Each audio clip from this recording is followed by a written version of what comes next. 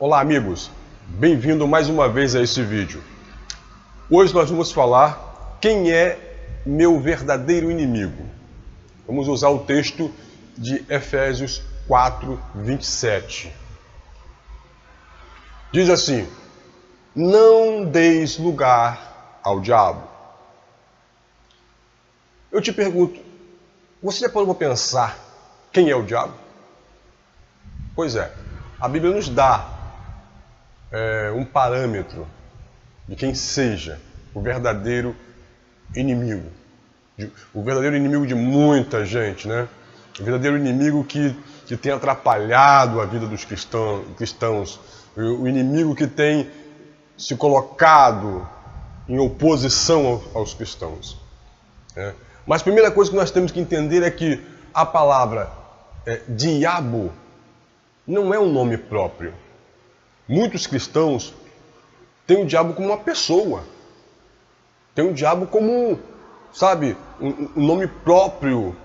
E você pode perceber que todas as vezes que ele aparece na Bíblia, aparece com letra minúscula. Então isso significa que a palavra diabo não é um nome próprio.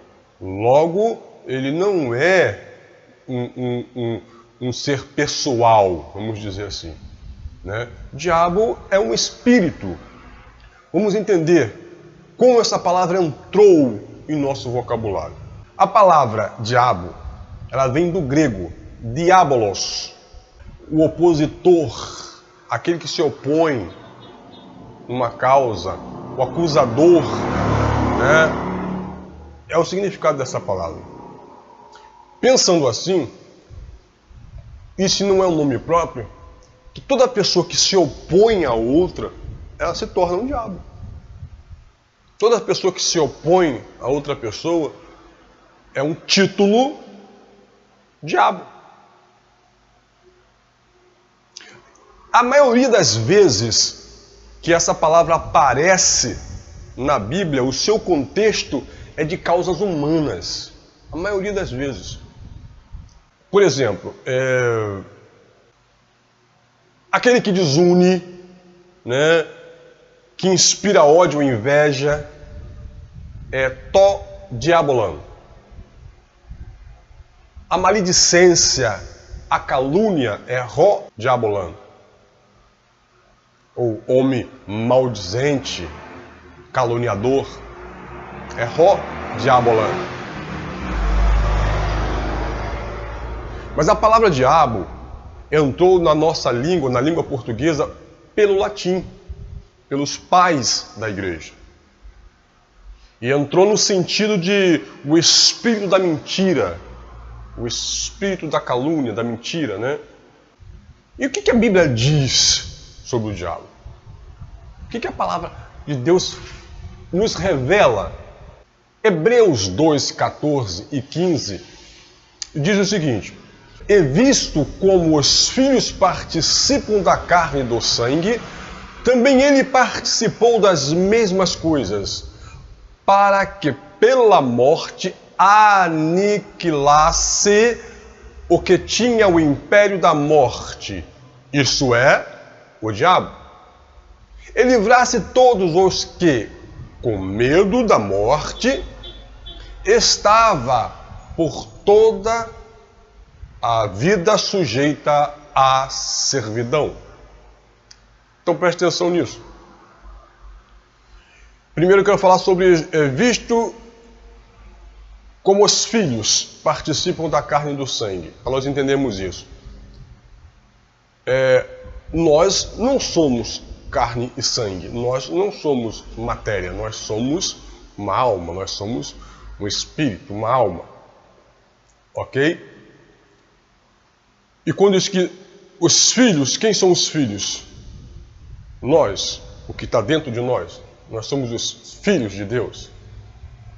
Então, assim como nós nascemos, participamos da carne, nascemos nesse mundo físico, diz a palavra que ele também participou das mesmas coisas. Quem? Jesus também veio a este mundo, nasceu neste mundo e se revestiu de carne.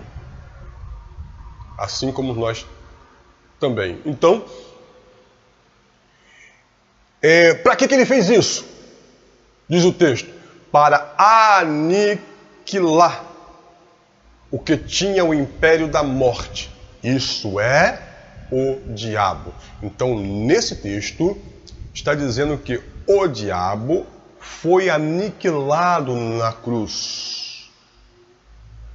O diabo não tem mais poder sobre aquele que está debaixo da cruz, daquele que aceitou o sacrifício de Jesus, daquele que está coberto pelo sangue de Jesus. Ele não tem mais poder. O poder dele foi aniquilado. Irmãos, ou cremos ou não cremos. Não é verdade?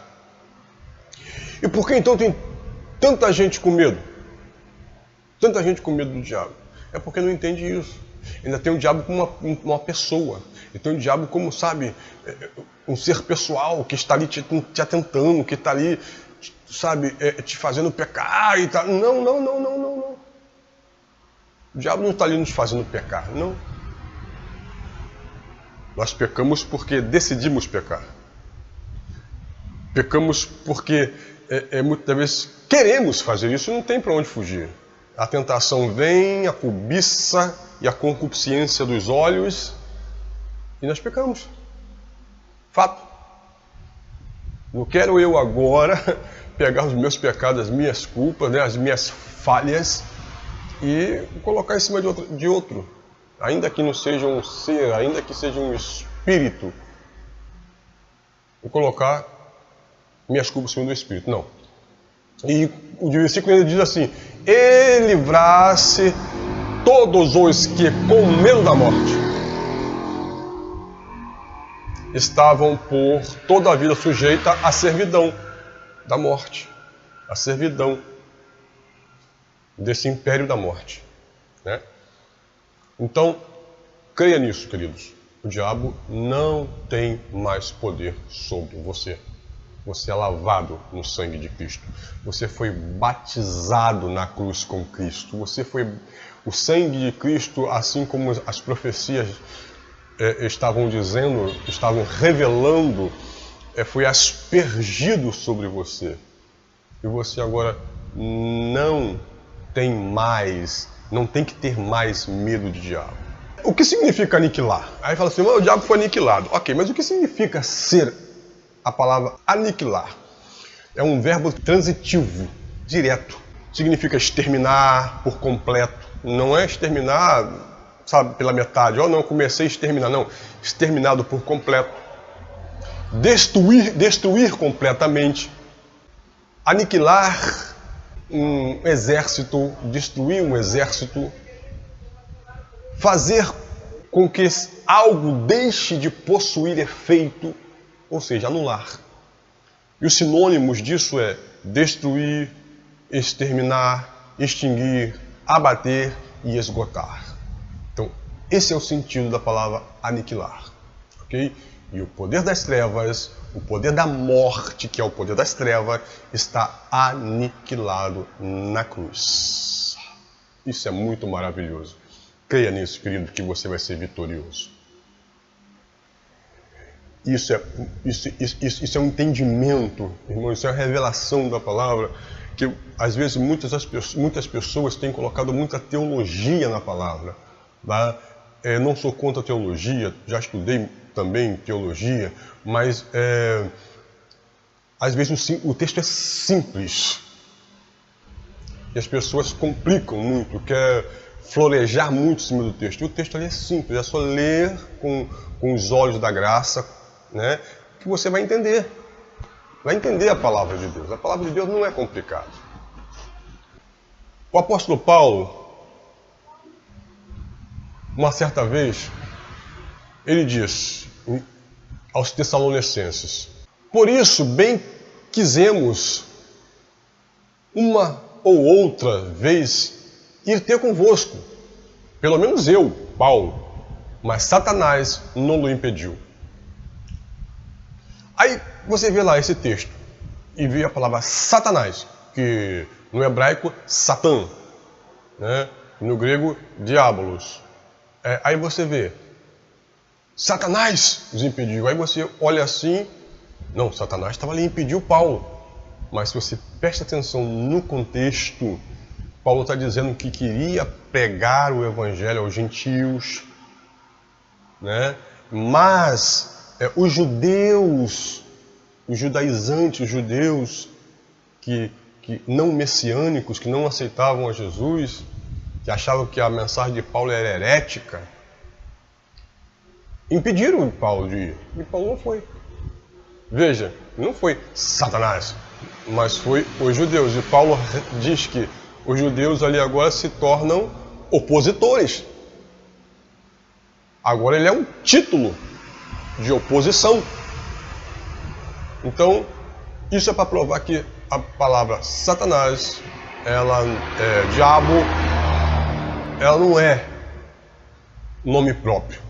Nós temos que entender também que Jesus nos chamou para ser livres, irmãos. Livres. Livre de medo. Livre de culpas. Por isso que ele morreu na cruz. Nos chamou para ser livre. Tá? Colossenses 1,13 diz o seguinte: o qual nos tirou da potestade das trevas e nos transportou para o reino do teu Filho, do seu amor. Ele nos tirou das trevas, da potestade das trevas, do império da morte e nos transportou para o reino do seu Filho e do seu amor. Veja, nos transportou, nos tirou, agora nós somos livres da morte, somos livres do diabo. Tá? 1 Coríntios, Paulo falou o seguinte, 10:13. Não veio sobre vós tentação senão humana, mas fiel é Deus, que não nos deixará tentar acima do que podeis. Antes, com a tentação, dará também o quê? O escape, para que a possais suportar. O que significa isso? Significa que, assim como o texto está dizendo alto e claro, que tentação, ele não vem na alma, não vem no espírito. Tentação é na carne. Tentação é carnal. Tá? Então, para eu me sentir tentado, tem que ser algo físico. Eu vejo algo físico e me sinto tentado na carne. Ok? Aí, eu peco. Mas eu peco se eu decidir pecar. Porque assim como a tentação, vem também o escape para que eu possa suportar. Então, eu decido escapar. O escape vem, mas eu decido, opa, não posso fazer. Opa, isso não é de Deus, isso não é permitido. Então, eu não faço. Eu tenho ali o quê? Um escape. 1 Coríntios 9, 26, 27 diz o seguinte: sendo assim, não corro com quem corre sem alvo, sem direção. E não luto como quem esmurra o ar, ou quem dá soco no ar. Igual o maluco fica dando um soco no ar. Não, o diabo ali, não, o diabo aqui. Não, não, não. Mas esmurro quem? Meu corpo. Eu faço dele meu escravo, para que depois de ter pregado aos outros, eu mesmo não venha a ser reprovado. O que ele está dizendo aqui? Bom, eu não fico dando soco no ar, achando, né, diabo aqui, diabo ali. Porém, eu esmurro aqui meu corpo, porque é ele que peca. Então é ele que eu subjugo ele. É ele que eu torno meu escravo. Não, você não vai fazer. Eu mando nele, sabe? Eu faço ele de meu escravo. Não, você não vai pecar, você não vai fazer. Mas por que Paulo disse isso? Porque Paulo pregava o evangelho. Né? Ele pregava o evangelho. Aí, para que ele não venha a ser reprovado pelos outros, né? Olha lá aquele crente lá que estava pregando para a gente lá. Ó. Ele fazia isso, ele subjugava o seu corpo, a sua carne. Não tinha diabo aí no meio. Ele fazia isso. Efésios 4, 22 ao 26. E quanto ao trato passado, vos despojeis do velho homem, que se corrompe pela concupiscência do engano. E vos renoveis do espírito da vossa mente. E vos revestais do novo homem, que segundo Deus é criado em verdadeira justiça e santidade. Por isso deixai a mentira e falai a verdade cada um com seu próximo, porque somos membros uns dos outros. Irai-vos e não pequeis. Não se põe o sol sobre a vossa ira. Vamos entender isso aqui? Ele está falando, e quanto ao trato passado, vos despojei do velho homem. Qual é o trato passado? Antiga lei. Qual é o velho homem? A natureza adâmica. A natureza pecaminosa de Adão, a natureza adâmica. Então ele está falando do velho homem, tá? Esse velho homem se corrompe com a concupiscência do engano da nossa carne. Mas ele está dizendo, ele está dando aqui um conselho, tá? Eu vos revestais do novo homem. Quem é o novo homem, né? É o Espírito de Deus, o Espírito Santo. O novo homem foi Jesus, nos fez a sua natureza agora. Nossa natureza foi mudada. A nossa natureza agora não é mais adâmica.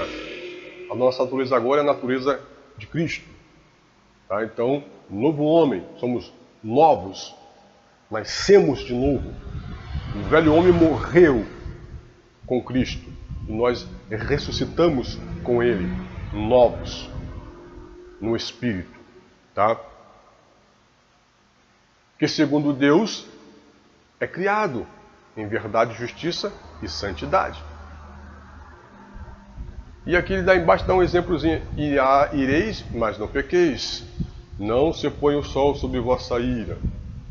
Ou seja, se você se irá com o seu próximo, é o conselho que ele dá, não espere até amanhã, não espere o sol se pôr.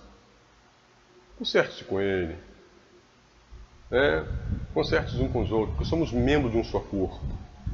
Somos membros, nós, a igreja, somos membros de Cristo e Ele é a cabeça. Então, não deixe amanhecer, não deixe virar o dia, não deixe o sol se pôr. Vá até teu irmão e se conserte com ele. Então, mais uma vez eu quero afirmar que nós somos chamados para a liberdade em Cristo Jesus. Não para andar com medo, não para andar com agrilhões do pecado, com medo do diabo e coisa e tal. Paulo diz aos Gálatas o seguinte: porque vós, irmãos, foste chamado à liberdade. Não useis, então, da liberdade para dar ocasião ao diabo? Não, para dar ocasião à carne. Mas servi-vos uns aos outros pelo amor. Veja que aqui caberia muito bem a palavra diabo. Aqui caberia muito bem a palavra diabo. Não dê ocasião ao diabo. Não dê mole para ele. Aqui caberia muito bem a palavra diabo. Mas Paulo está dizendo, não dê ocasião à carne. E essa palavra liberdade, irmãos, é uma palavra muito, muito, muito perigosa. É muito perigosa. A liberdade, nem todos sabem aproveitar a liberdade. Cristo nos chamou para a liberdade. Fosse chamado à liberdade. Então eu posso fazer o que eu quiser, eu sou livre, né? Posso pecar, posso chutar o pau da barraca, posso fazer o que eu quiser, eu sou livre, mano. Sim, você é. Você pode fazer o que você quiser, mano. Mas aqui Paulo está dizendo, ele está dizendo, logo após ele diz, mas não useis então da liberdade para dar ocasião à sua carne. Ok? As pessoas estão dando ocasião à carne, usando a liberdade que tem, dão ocasião à carne, se escondendo atrás de uma Bíblia, né? E depois bota a culpa no diabo. Não, foi o diabo. Não, o diabo tomou conta de mim. Não, o diabo me tentou. E ela que deu ocasião à carne. Ela que decidiu fazer. E Paulo está dizendo, não dê ocasião à sua carne. Que a sua carne, ela é terrível.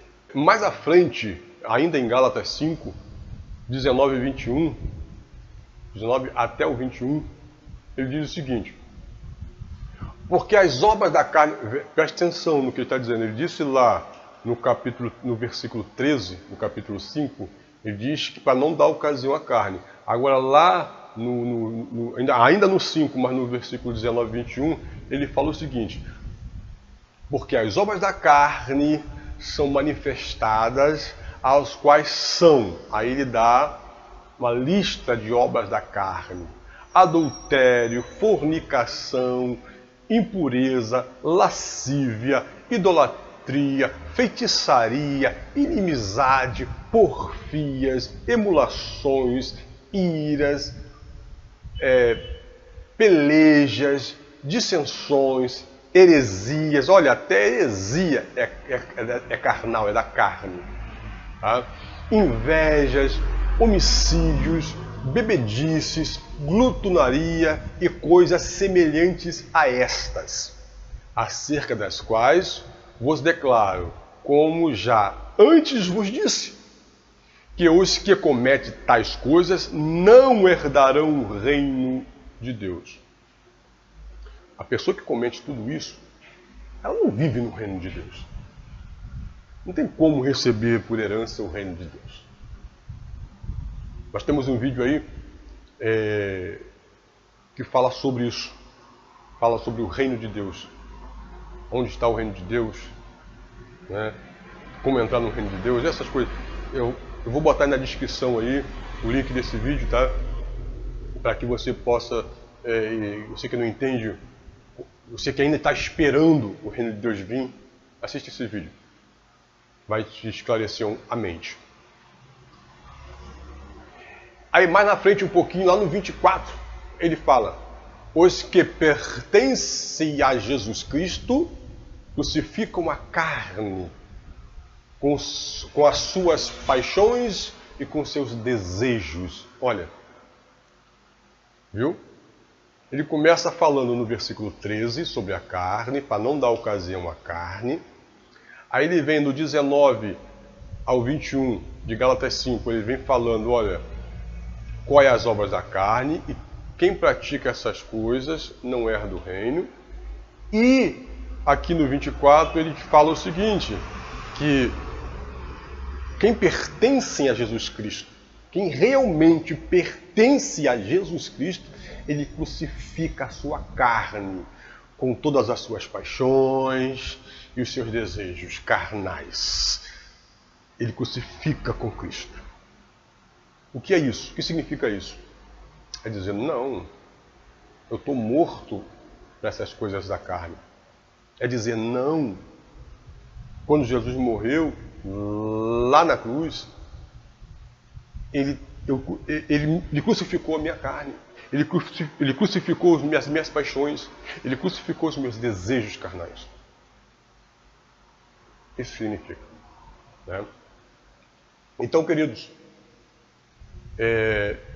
para terminar, eu quero te dizer o seguinte, com tudo isso que foi dito, nós não podemos pegar nossas culpas, pegar nossas decisões, tá, e colocar em cima de alguém, e muito menos em cima de um espírito, de um conceito chamado diabo.